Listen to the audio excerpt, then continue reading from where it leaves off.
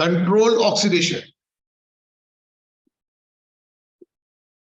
Alkanes on heating with a regulated supply of dioxygen or air at high pressure in the presence of suitable catalyst gives a variety of oxidation product. अब आप मेरी बात समझो, अगर आप ध्यान से देखो शुरू की दो रिएक्शन में, जो पहला और दूसरा एग्जांपल है, शुरू की दो रिएक्शन में रिएक्टेंट तो सेम है, methane plus oxygen, methane plus oxygen, सिर्फ कंडीशन चेंज है। पहले वाले में कॉपर 523 केल्विन 100 एटमॉस्फेयर, दूसरे वाले में मोलिब्डेनम ऑक्साइड। आप देख रहे हैं दोनों कंडीशन में प्रोडक्ट अलग बन रहा है। पहले वाले में बन रहा है मिथाइल अल्कोहल और दूसरे वाले में बन रहा है मीथेन एल्डिहाइड बन रहा है ना, मीथेन। तो इट मींस आपको ये याद करना पड़ेगा, जब आप मीथेन का ऑक्सीडेशन कॉपर 523 केल्विन 100 एटमॉस्फेयर पे कराते हैं तो मिथाइल अल्कोहल बनता है, और जब आप इसी का ऑक्सीडेशन मोलिब्डेनम ऑक्साइड से कराते हैं तो मीथेन अल बनता है। एक बार लिख के प्रैक्टिस करो।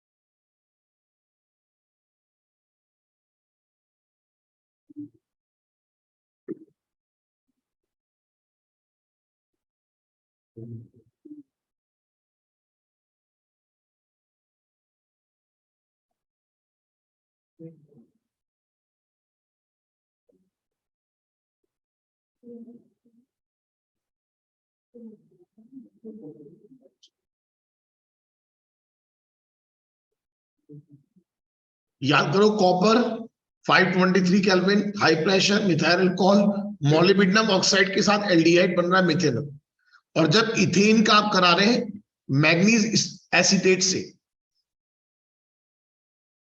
तो बन रहा है इथेनोइक एसिड, 2 कार्बन का एसिड, इथेनोइक एसिड।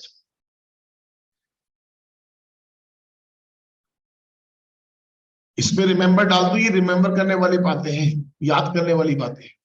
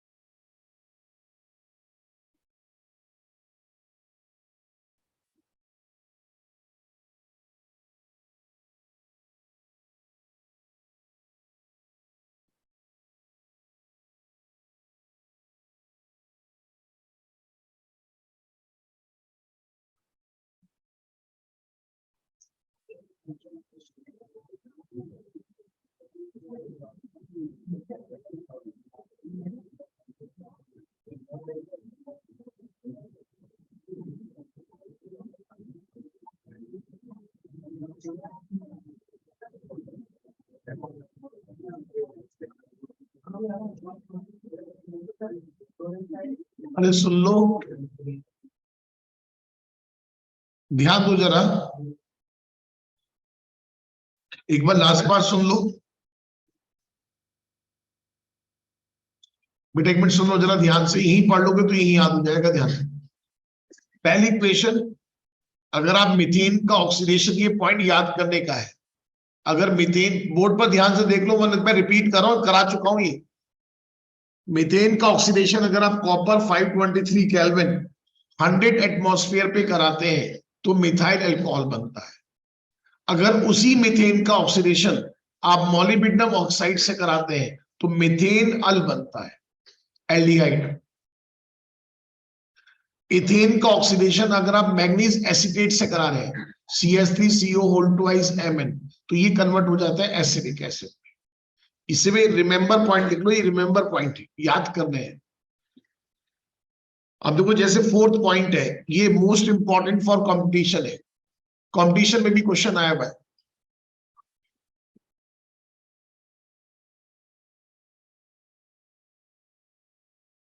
ये 4 पॉइंट कंपटीशन में भी आया हुआ है, सब बच्चे ध्यान दें। 4 पॉइंट कंपटीशन में भी आया हुआ है। टर्शरी कार्बन से जुड़ा हुआ H, टर्शरी कार्बन से जुड़ा हुआ H का अगर आप किसी स्ट्रॉन्ग ऑक्सीडाइजिंग एजेंट से कराते हैं, देखो जरा,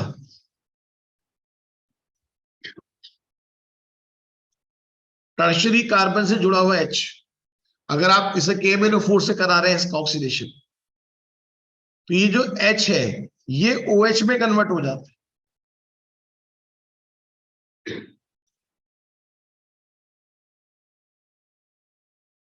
ये बात आप आपने एक बार सुन ली, एक बार में याद हो। टर्शरी कार्बन से जुड़ा हुआ H किसमें कन्वर्ट हो जाता है? OH में। एक बार लिख के प्रैक्टिस कर लो। टर्शरी कार्बन से जुड़ा हुआ H OH में कन्वर्ट हो जाता है।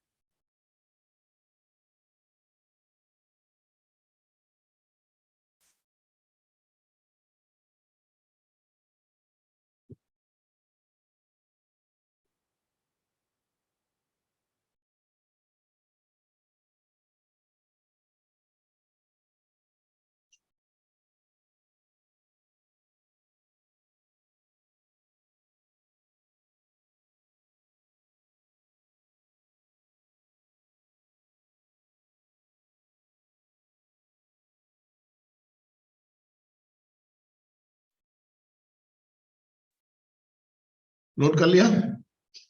अब देखो ये पॉइंट यहां लिखा हुआ है, ऑर्डिनरी एल्कीन। जरा पॉइंट ध्यान से पढ़ो। ऑर्डिनरी एल्कीन, रेजिस्ट मतलब अपोज करना, oxidation, but alkanes having tertiary hydrogen atom can be oxidised to corresponding alcohol by potassium permanganate. Notes में करेक्शन है, अगर आप देखो H की जगह सिर्फ क्या आएगा? OH। अगर आप देखें H की जगह सिर्फ OH आएगा,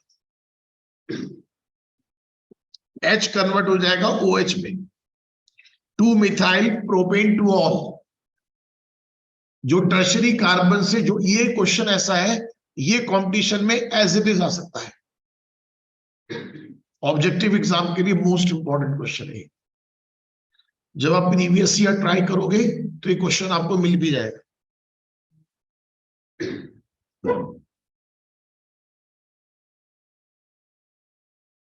हेलो, हाँ जी, हाँ बताइए। 6 बजे बात कर लीजिए, 5:30 बजे बिजी हूँ।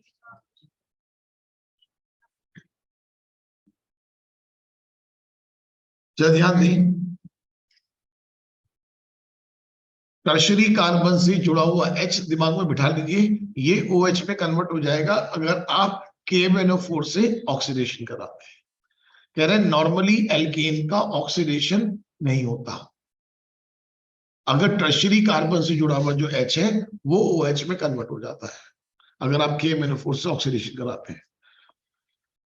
आइसोमराइजेशन, अब तो ये वर्ड आपका जाना पहचाना है, जरा ध्यान से पढ़ लो, क्योंकि एक एक लाइन पहले एक बार पढ़ना बहुत जरूरी होता है। Normal alkane on heating in the presence of anhydrous, underline करें, anhydrous aluminium chloride and hydrogen chloride gas isomerise to branch in alkane. Major product are given below. देखो एनसीईआरटी में क्या है, एनसीईआरटी में क्या लिखा है, ये एनसीईआरटी की लाइन पढ़ लो, ये आगे तक काम आएगी। क्या लिखा हुआ है? Some minor products are also possible which you can think over. कुछ प्रोडक्ट और भी बन सकते हैं जो आपका दिमाग कह रहा है। Minor products are generally not reported in organic reactions. मतलब हम ऑर्गेनिक रिएक्शन में जो मेजर प्रोडक्ट होता है हम उसको लिखते हैं, माइनर प्रोडक्ट ऑर्गेनिक में लिखना जरूरी नहीं है। इन्होंने ये नहीं कहा कि इस चैप्टर में लिखना जरूरी नहीं है, ऑर्गेनिक में माइनर प्रोडक्ट ऑर्गेनिक में लिखना कोई जरूरी नहीं है। अब जैसे कि नॉर्मल हेक्सेन है, आपने इसको गर्म किया, इसका मतलब जानते हैं ना, CH2 होल 4 का मतलब एक के बाद एक कार्बन जुड़े हुए हैं। आपने इसे गर्म किया एनहाइड्रस AlCl3 और HCl के साथ में, तो क्या हो सकता है, इसके बना दो आइसोमर्स, एक कार्बन को कम करके 2 मिथाइल, 3 मिथाइल, और भी बन सकते हैं। आपको उसके आइसोमर्स बना के दिखा दो कि गर्म करने पर ये ब्रांच आइसोमर्स में कन्वर्ट हो गया। एक बार लिख के प्रैक्टिस कर लो। है तो आइसोमर्स ही, पांच की हमने चेन बना दी, छठे कार्बन को आप लगा दो 2 पर और 3 पर। बनाने को और भी बना सकते हैं पर जरूरी नहीं। अगर आप नॉर्मल हेक्सेन को गर्म कर रहे हैं तो 2 methyl pentane, 3 methyl pentane as a major product बन रहा है।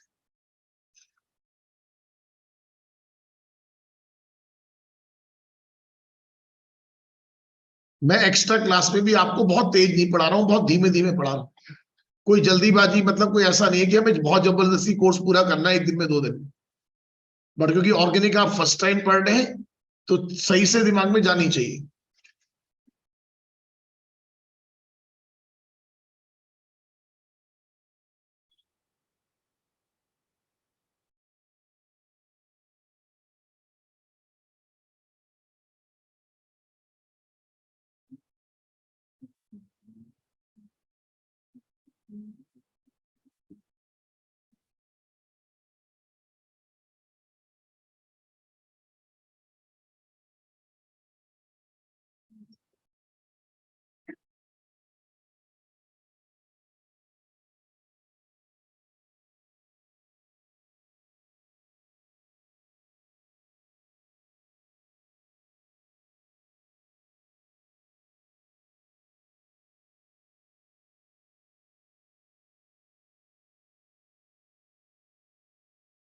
बच गया।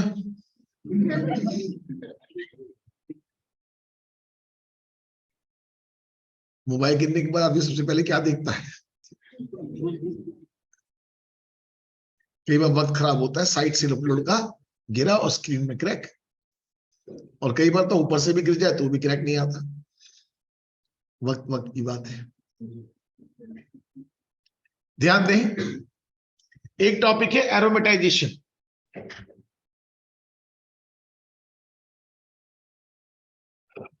एरोमेटाइजेशन, अभी एरोमेटिसिटी क्या होती है ये मैं आपको बहुत अच्छे से पढ़ाऊंगा, बहुत अच्छे से पढ़ाऊंगा, क्योंकि उसमें आगे भी क्वेश्चंस आएंगे। फिलहाल अभी मोटा मोटा जान, नॉर्मल एल्केन हैविंग 6 और मोर कार्बन एटम, कंडीशन क्या लगा दी, 6 और more carbon atom, on heating to 2773 Kelvin at 10 to 20 atmospheric pressure in presence of oxide of vanadium, molybdenum or chromium supported over alumina get dehydrogenated।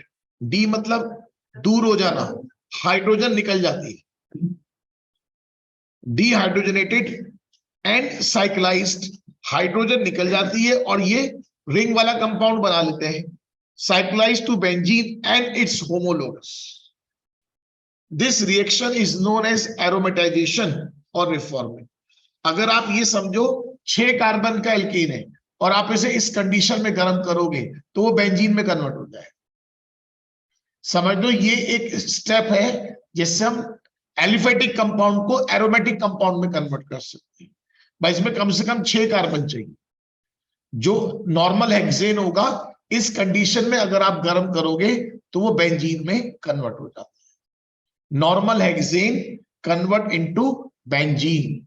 Condition याद कर लो, Cr2O3 B2O5 या MO2O3, temperature 773 kelvin, pressure 10 to 20 atmosphere. जो normal hexane है वो benzene में convert हो जाएगा। एक बार लिख के प्रैक्टिस कर लो, जो भी इक्वेशन आ रही है एक बार लिख के प्रैक्टिस जरूर करो।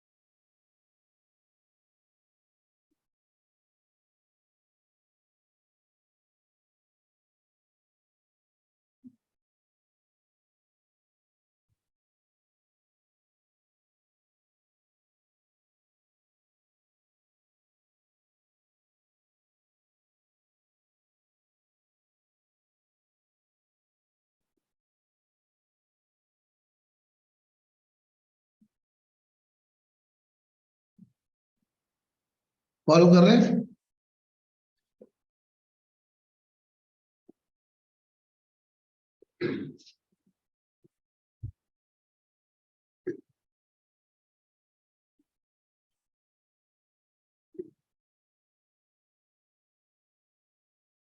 कई सारे एच निकल जाते हैं, साइक्लोहेक्सेन नहीं बनाए।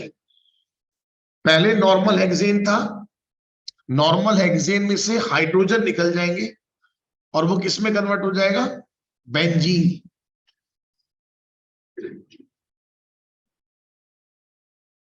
साइक्लोहेक्सेन अलग चीज है। पहले रिंग अगर आप ध्यान से देखो, वो साइक्लोहेक्सेन नहीं है। शुरू में जो लिखा है वो साइक्लोहेक्सेन नहीं है, बीच में बॉन्ड कहां बना हुआ? आपको देखने में साइक्लोहेक्सेन लग रहा है, वो साइक्लोहेक्सेन नहीं है, वो तो नॉर्मल हेक्सेन है। अरे दिख रहा है नॉर्मल हेक्सेन, बीच में सी ऊपर जो लिखा है वो CH3 लिखा है। अब देखो जरा, असली क्वेश्चन ये है, जरा गौर कीजिए। अगर 6 कार्बन वाला एल्केन है, जरा सुन लो, अगर 6 कार्बन वाला एल्केन है वो तो बेंजीन में कन्वर्ट होगा। ध्यान सुनना, अगर 7 कार्बन वाला एल्केन है तो 6 से तो रिंग बनेगी और 7वां कार्बन साइड में जाएगा। इसमें ये वाली बात समझनी है। अगर 7 कार्बन वाला एल्केन है तो 6 कार्बन से रिंग बनेगी और 7वां कार्बन साइड में जाएगा। 8 कार्बन का एल्केन है, 6 कार्बन से रिंग बनेगी, 2 कार्बन साइड में जाएगा। ये इसकी खास बात है। ये लिखा हुआ आपके एनसीईआरटी में कि अगर 7 कार्बन वाला एल्केन है तो बताइए कैसे करेंगे। टॉल्वीन, आप देख रहे हैं C7, ये तो वो बना हुआ है जो टॉल्वीन है ना? किससे बना हुआ है? नॉर्मल हेप्टेन, हेक्सेन से नहीं। अगर आप नॉर्मल हेप्टेन को गर्म करोगे तो वो टॉल्वीन में कन्वर्ट हो जाएगा।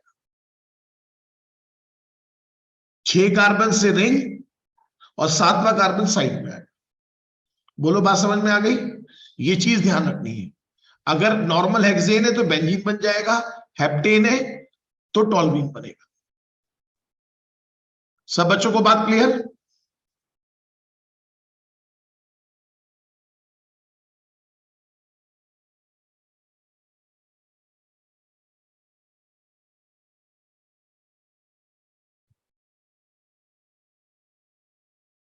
क्या ये रिएक्शन आप कंप्लीट कर सकते हैं जो बोर्ड पे लिखी हुई है? कितने बच्चों को याद है? कोई बोलना नहीं। कितने बच्चों को याद है? अगर नहीं याद आए तो कुछ गड़बड़ है। अभी तो करेंगे। टर्शरी कार्बन से जुड़ा हुआ H, याद आया कुछ? टर्शरी कार्बन से जुड़ा हुआ H किस में कन्वर्ट हो जाता है? OH। यही तो कह रहा हूं, बार बार प्रैक्टिस करो, कुछ भी टफ नहीं है। आपकी क्लास में जो बच्चा इस रिएक्शन को कर देगा ना, वो इंटेलिजेंट की कैटेगरी में आ जाए। 11th वालों की बस की नहीं है। टर्शरी कार्बन से जुड़ा हुआ H किस में कन्वर्ट हो जाता है? OH। और ये क्वेश्चन तो कंपटीशन में आता है, वहां बच्चे नहीं कर पाते। ठीक है, याद रखेंगे, टर्शरी कार्बन से जुड़ा हुआ H OH में कन्वर्ट हो जाता है। Reaction with steam, methane react with steam at 1273 Kelvin presence of nickel catalyst to form carbon monoxide and dihydrogen। ये तो चीज याद करने की। अगर मीथेन की आप स्टीम के साथ रिएक्शन कराते हैं तो कार्बन मोनोऑक्साइड और हाइड्रोजन गैस में convert. This method is used for the industrial preparation of dihydrogen gas. अगर आपको इंडस्ट्रियल प्रिपरेशन करनी है हाइड्रोजन गैस की तो इस मेथड से करते हैं। आप मीथेन को आप स्टीम के साथ गर्म करते हैं निकल कैटलिस्ट। आपको पता ही है आने वाला टाइम हाइड्रोजन गैस बहुत इंपॉर्टेंट होने जा रही है। आने वाले टाइम में हाइड्रोजन को एज ए फ्यूल के तौर पे यूज करने वाले हैं। हाइड्रोजन भी यूज करेंगे और आने वाले टाइम में मीथेन को भी यूज करेंगे। जो सॉलिड, जो चाइना जो चालाकी करता ना, अगर सुनते हो चाइना ने उस वाले सी पे कब्जा कर लिया, उस वाले सी पे कब्जा कर लिया, वो कहानी अगर आप रिसर्च करने में जाओगे पता चला उस सी के अंदर सॉलिड मिथेन के बहुत सारा सॉलिड मिथेन जमा हुआ है।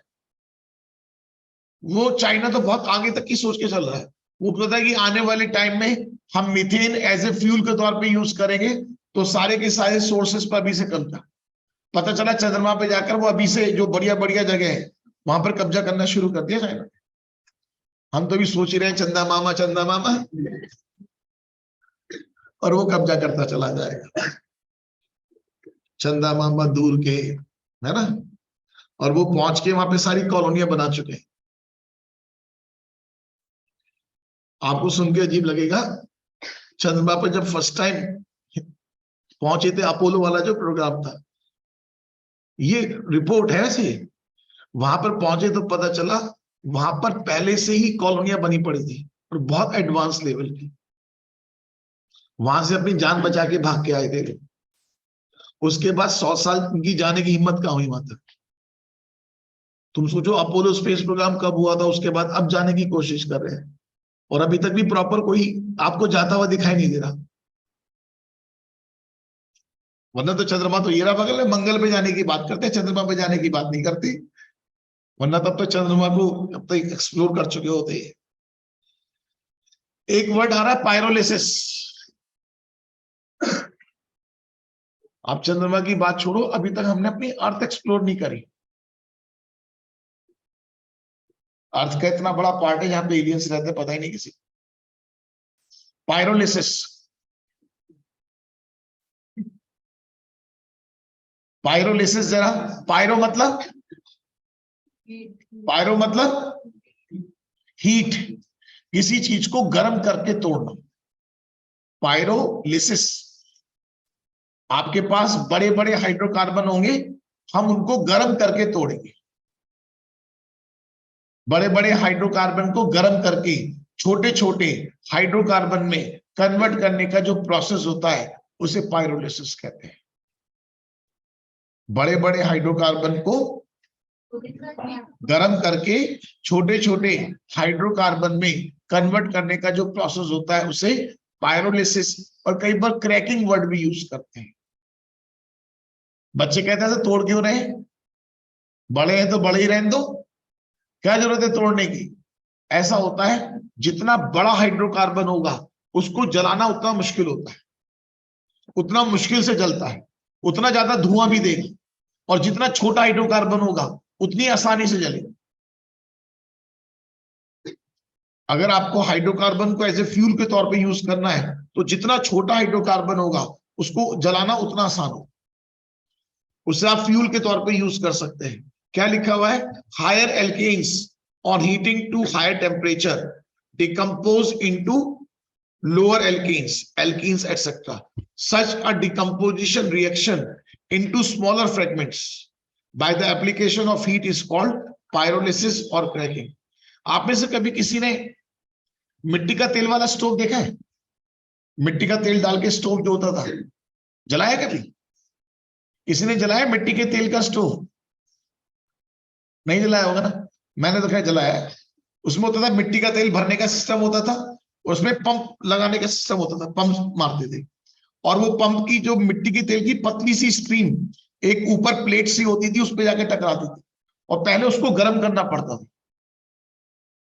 वो भी क्या है, मिट्टी का तेल थोड़ा क्या है, उसमें भारी हाइड्रोकार्बन है, हम उसे गर्म करके छोटे हाइड्रोकार्बन में कन्वर्ट करते हैं।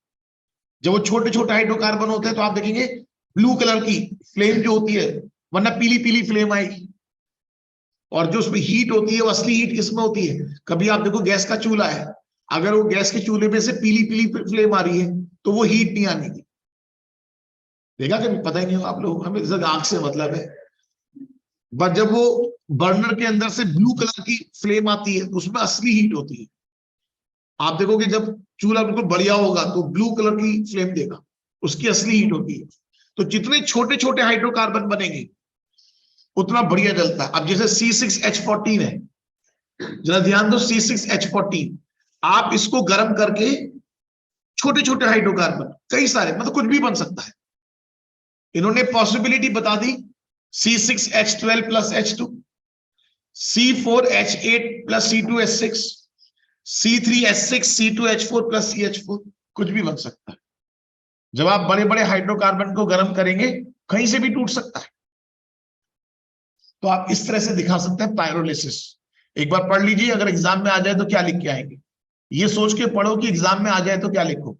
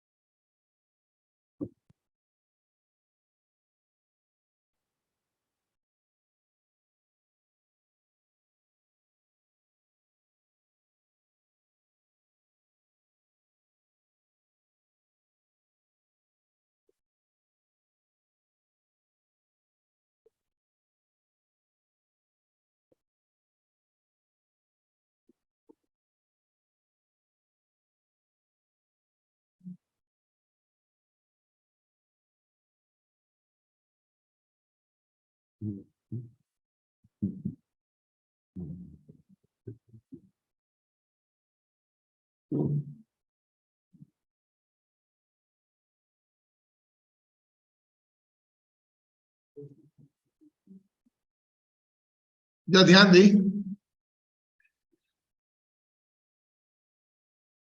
पायरोलिसिस ऑफ एल्कीन, आपको याद है मैंने क्या कहता, जो reaction sunlight, heat, electricity in presence of peroxide होती है, उनका जो मैकेनिज्म होता है वो कैसा होता है, क्या कह रहे हैं देखो, pyrolysis of alkane is believed to be free radical reactions. Preparation of oil gas or petrol gas from kerosene oil. Kerosene oil heavy होता है, उसको छोटे छोटे हाइड्रोकार्बन में कन्वर्ट कर दो। Kerosene oil और petrol involve a principle of pyrolysis. For example, dodecane मतलब 12 कार्बन, डोडेकेन मतलब 12। A constituent of kerosene oil मतलब केरोसिन ऑयल का मेन कंपोनेंट है, उसमें 12 कार्बन वाला हाइड्रोकार्बन है। अब उसे गर्म करके क्या करेंगे, हम छोटे छोटे हाइड्रोकार्बन में कन्वर्ट करेंगे। अब आपको ये वाली बात भी पता चल गई हम छोटे छोटे हाइड्रोकार्बन में क्यों कन्वर्ट करते हैं। छोटे छोटे हाइड्रोकार्बन को जलाना आसान होता है, वो आसानी से जल जाते हैं।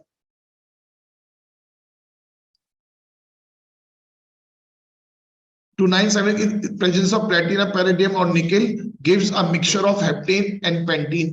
देखो डोडेकेन C12 दोगुने से दो ज्यादा H, आपने गर्म किया तो C7H16 C5H10 plus other product में कन्वर्ट हो गया। लिख लीजिए जरा, आप लिख के प्रैक्टिस करें।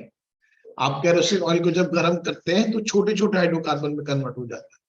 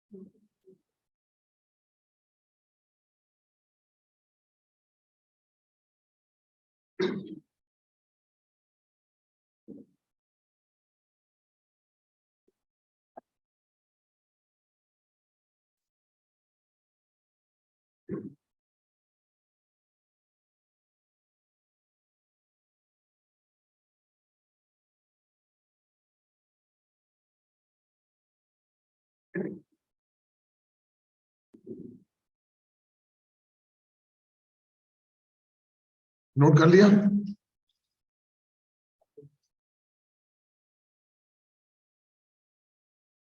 आपका एल्कीन खत्म हुआ, अब यहां से एल्कीन स्टार्ट करते हैं। आपको चार ही चीज पढ़नी है, एल्केन, एल्कीन, एल्काइन और बेंजीन वाले कंपाउंड।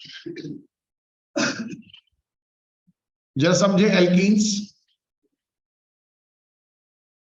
सबके पास मैसेज आ जाता है ना, व्हाट्सएप पे सबके पास मैसेज आता है।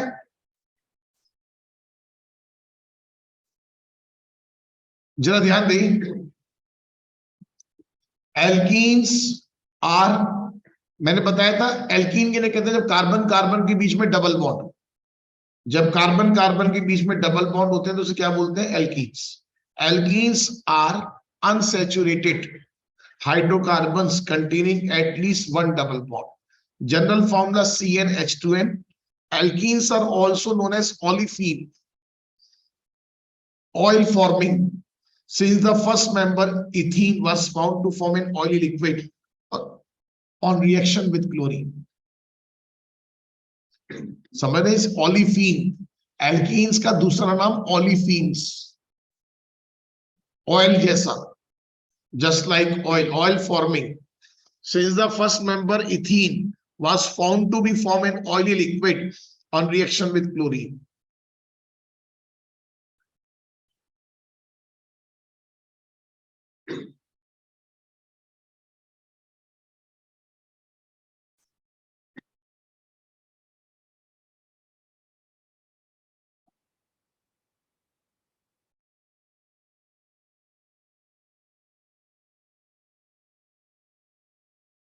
एक बार जरा पढ़ के देखो कहानी क्या है।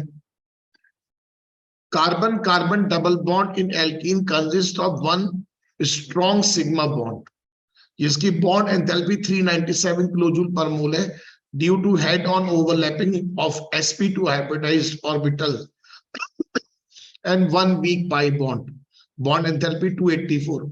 आप देख रहे हैं पाई बॉन्ड की बॉन्ड एंथैल्पी कितनी है? 284, और सिग्मा बॉन्ड की 397।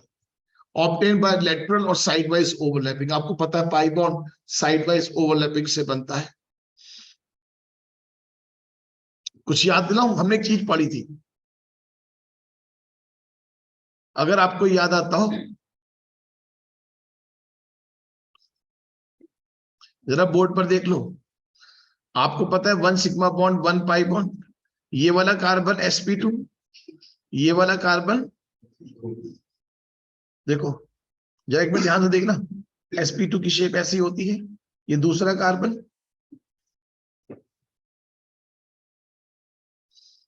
हमने कुछ ऐसे स्ट्रक्चर बनाना सीखा था।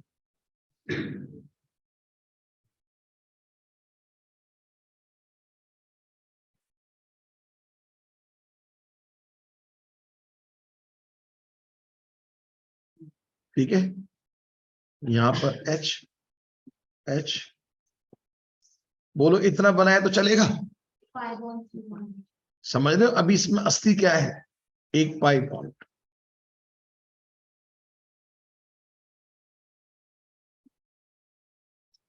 ये जो पाई बॉन्ड बन रहा है ये बन रहा है पी पाई, और जो सिग्मा बॉन्ड बन रहा है ये sp2 और sp2 के बीच बन रहा है, और जो कार्बन हाइड्रोजन के बीच बॉन्ड बन रहा है वो sp2 और s के बीच बन रहा है। कोई आपसे कहे इथीन का ऑर्बिटल डायग्राम, तो ये होता है, बना लीजिए। ये जो मैंने ग्रीन कलर की ऑर्बिटल बनाई है ना, ये p ऑर्बिटल है। देखो ध्यान रखना, सुनो जो बच्चे नहीं जानते, ये होती है हाइब्रिड ऑर्बिटल, एक तरफ से बड़ी एक तरफ से छोटी, और जो p ऑर्बिटल होगी वो दोनों तरफ से बराबर होगी। ये तो हाइब्रिड ऑर्बिटल है और ये p ऑर्बिटल।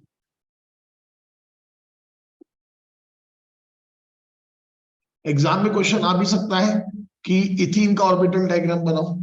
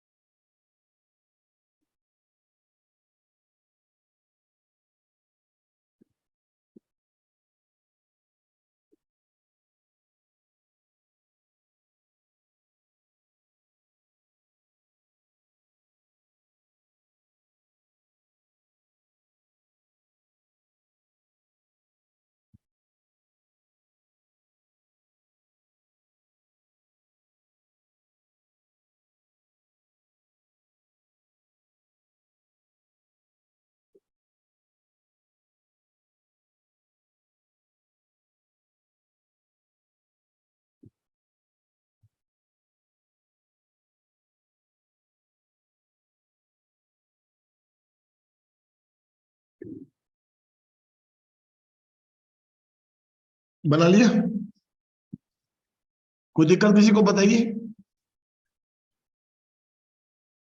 sp2 की शेप बता दो, काले पेन से जो मैंने बनाई है ट्राइगोनल प्लेनर, जो काले पेन से मैंने बनाया है, अगर आप ध्यान से देख रहे हो, ये जो बनाया है देखो आप, ये शेप ट्राइगोनल प्लेनर, sp2 की शेप ट्राइगोनल प्लेनर होती है। जो ग्रीन कलर से मैंने बनाई है वो p ऑर्बिटल से। तो sp2, ये भी sp2 के बीच सिग्मा बॉन्ड बना है, पाई बॉन्ड p ऑर्बिटल्स के बीच बना है, कार्बन हाइड्रोजन के बीच जो बॉन्ड बना है वो sp2 और s के बीच बना है।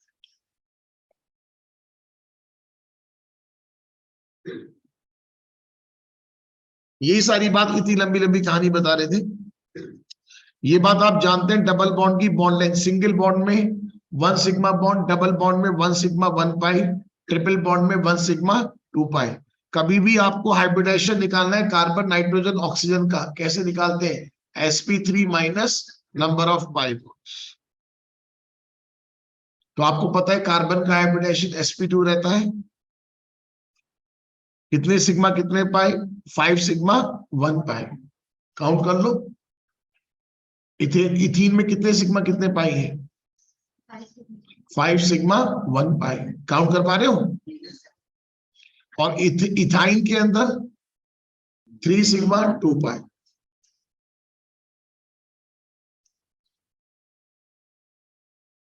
देखो, अगर आपको समझना है, डिटेल में समझना है कि हाइब्रिडाइजेशन कैसे हो रहा है, आप बताओ, एक कार्बन कुल मिला के 4 बॉन्ड बना रहा है।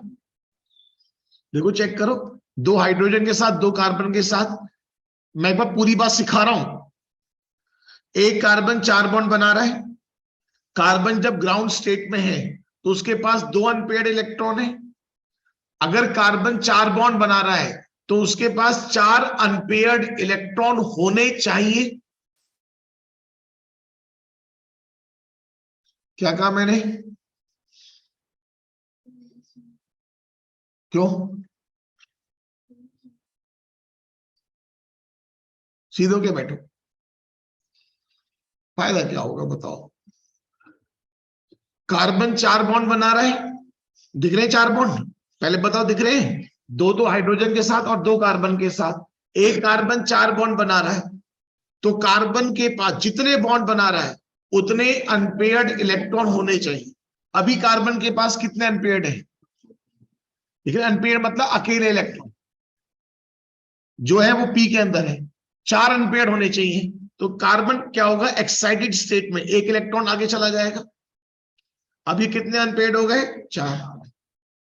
हमेशा ध्यान रखो, जितने पाई बॉन्ड्स बना रहा है उतनी ऑर्बिटल राइट साइड से अलग करो, क्योंकि पाई बॉन्ड हमेशा प्योर ऑर्बिटल्स के बीच बनते हैं।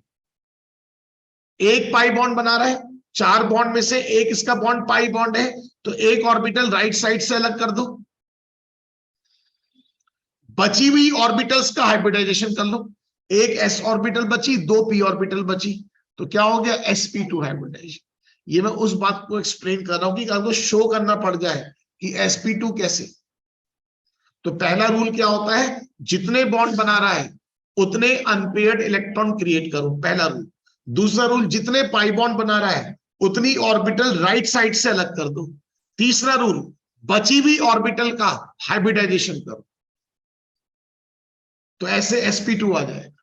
नोट कर लीजिए, सारी बातें समझाई थी मैंने केमिकल बॉन्डिंग में।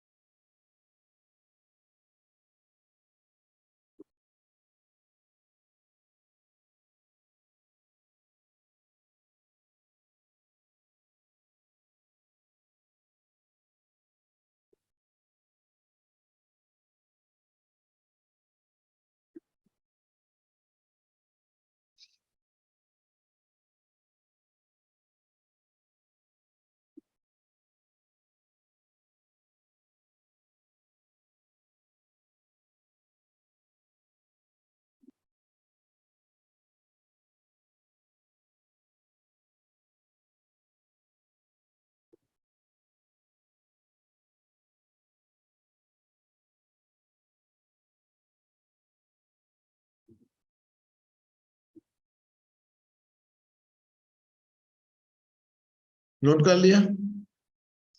एक बार फिर से दोबारा देखो जरा, एक बार फिर से देख लो। ट्रायगोनल sp2 की शेप कैसी होती है? देखो मैंने पहले लाल कलर से ट्रायगोनल प्लेन, बोर्ड पर देख लो एक मिनट। ऐसी दूसरा कार्बन, हाइब्रिड ऑर्बिटल, एक तरफ से बड़ी एक तरफ से छोटी, ऐसी ही बना लोगे 3 ऑर्बिटल, ऐसी दूसरे वाले की 3 ऑर्बिटल, यहां पर हाइड्रोजन सेट हो जाएंगे। हर एक के पास एक एक पी ऑर्बिटल बची हुई है, हर एक के पास एक एक पी ऑर्बिटल बची है, उसके साथ 5 बन जाएगा।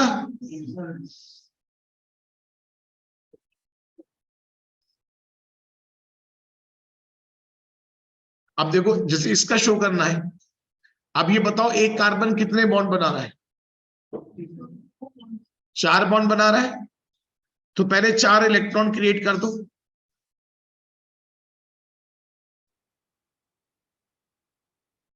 ठीक है, अब कितने पाई बॉन्ड बना रहा है? 2 पाई बॉन्ड, तो इस बार 2 ऑर्बिटल साइड से अलग कर, बची हुई ऑर्बिटल का हाइब्रिडाइजेशन कर। नोट करो,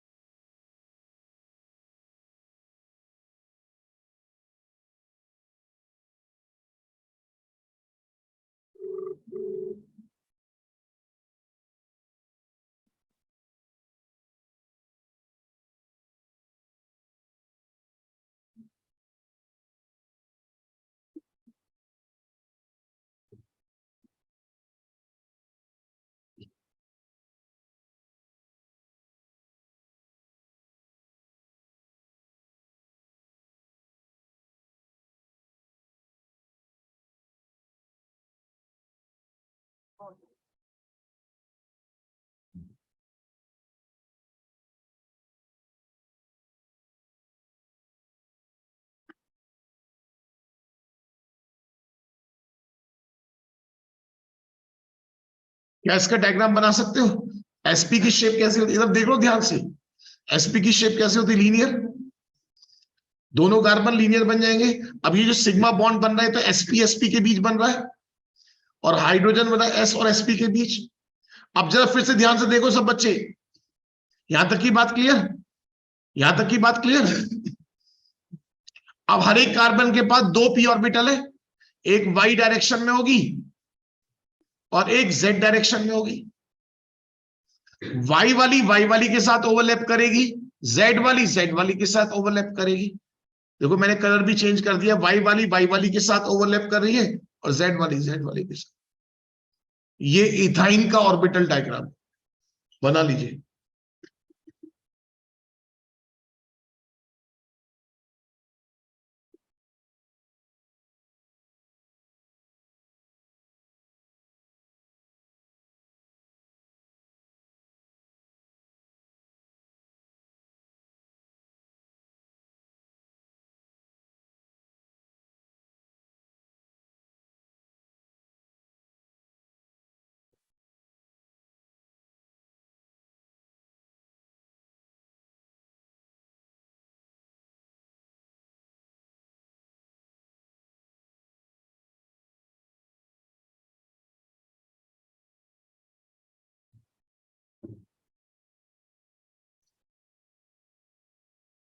कर लिया? ये सारी चीजें मैं करा चुका हूं आप, इथेन, इथीन, इथाइन का orbital diagram.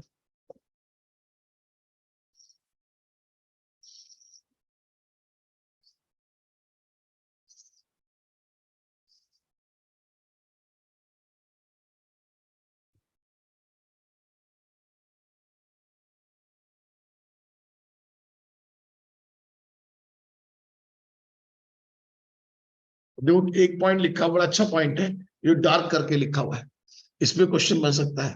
The presence of pi bonds, the presence of, ये आगे तक के लिए काम आएगा। The presence of pi bond make alkene behave as a source of loosely held mobile net. समझो क्या कह रहे हैं, इधर सुनो। आप ऐसे समझो, आप अपनी जेब में 2 लाख रुपए की गड्डी, आधी तो अंदर आधी बाहर रख के घूम रहे हो। गड्डी जो है आधी तो अंदर है जेब में और आधी बाहर है। क्या होगा? उसे देखकर जो चोर नहीं भी होगा वो भी चोर हो जाएगा। समझ रहे? अगर आपके पास लूजली, क्योंकि पाई बॉन्ड में क्या, पाई बॉन्ड वीक होता है, तो पाई इलेक्ट्रॉन्स लूजली बाउंड होते हैं। तो जिसको इलेक्ट्रॉन की जरूरत है उसको तो वो pi electron source of electron दिखाई देंगे। जो लूजली बाउंड इलेक्ट्रॉन है वो सामने वाले के लिए क्या है, सोर्स ऑफ इलेक्ट्रॉन। तो क्या कह रहे हैं देखो, the presence of pi bond make alkene behave as a source of loosely held mobile electrons. Therefore, alkenes are easily attacked by a reagent or compound which are in search of electrons. मतलब electrophile उन पर attack करना चाहिए। याद है मैंने क्या फंडा बताया था एल्कीन्स और एल्काइंस पर? इन जनरल जो एडिशन होता है वो कैसा होता है, इलेक्ट्रोफिलिक। ये लैंग्वेज पढ़ लो कि जो पाई इलेक्ट्रॉन्स है वो लूजली बाउंड इलेक्ट्रॉन्स है, तो वो एक तरह से सोर्स ऑफ इलेक्ट्रॉन की तरह बिहेव करते हैं जिन पर इलेक्ट्रोफाइल आसानी से अटैक कर लेते हैं।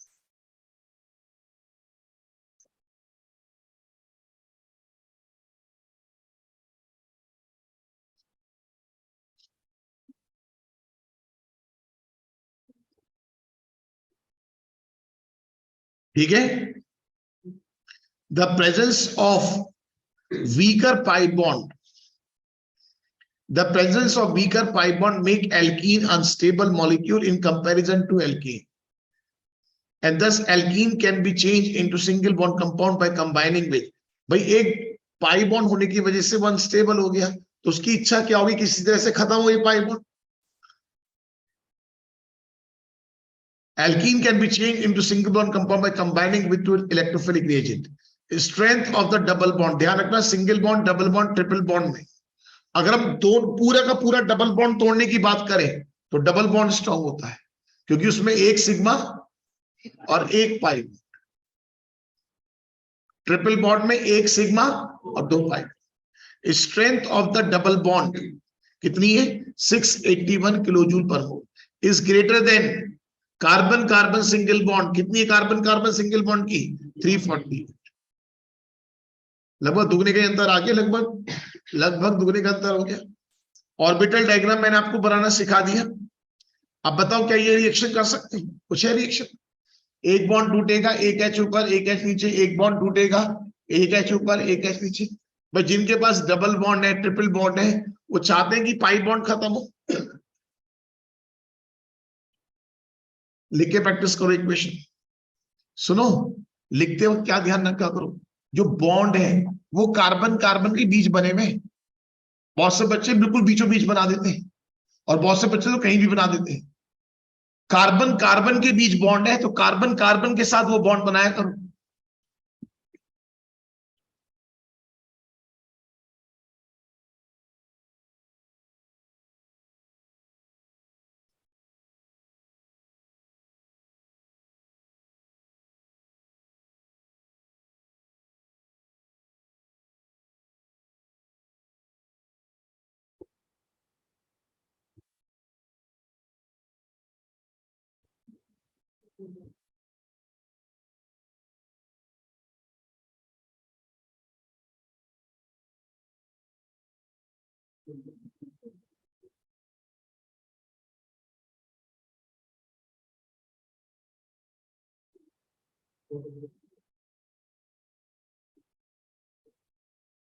अब सुनो, चलो इसके आगे रात को करते हैं। बड़ी इंपॉर्टेंट रिएक्शन, बड़ी इंटरेस्टिंग सिखाऊंगा, डिंडलार कैटलिस्ट।